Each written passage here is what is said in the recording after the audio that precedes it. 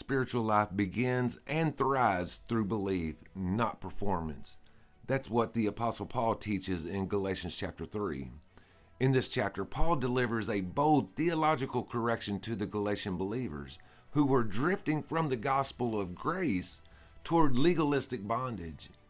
By tracing the roots of righteousness back to Abraham, he reveals that salvation has always been by faith, not by the works of the law, and that this truth finds its fulfillment in Christ. Galatians chapter 3 verses 1 through 9. Paul opens with a piercing question. Who has bewitched you? The Galatians had experienced the Spirit's power, yet were now trying to earn righteousness through human effort. Paul reminds them that their journey began by believing, not by doing. He points to Abraham, whose faith, not his actions, was credited as righteousness. This sets the precedent. Those who live by faith are true children of Abraham and heirs of the blessing. Faith is not a new concept. It's the original covenant pathway. How about you? Are you living by faith or trying to earn your salvation through the works of the law? Galatians chapter 3 verses 10 through 14. Paul then exposes the danger of relying on the law. It demands perfection, and failure brings a curse. Quoting Deuteronomy, he shows that no one can uphold the law fully. But Christ intervened. He became a curse for us, hanging on a tree so that we might receive the blessing promised to Abraham.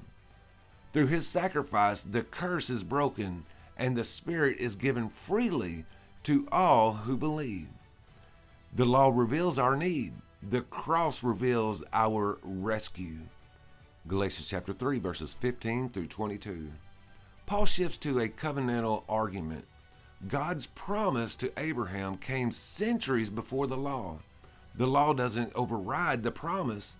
It was added temporarily to expose sin and point us to the coming Messiah. The promise was made to Abraham and to his seed, Christ, showing that the inheritance was always meant to be fulfilled through faith in him. The promise is permanent. The law is provisional. Galatians chapter 3 verses 23 through 29. Paul concludes with a vision of spiritual maturity and unity. Before Christ, the law acted as a guardian, restraining and guiding. But now, through faith, believers are sons and daughters of God. Baptized into Christ, they are clothed with his righteousness. All social, ethnic, and gender divisions are transcended. We are one in Christ and heirs according to the promise. Identity rooted in Christ redefines everything. So how about you?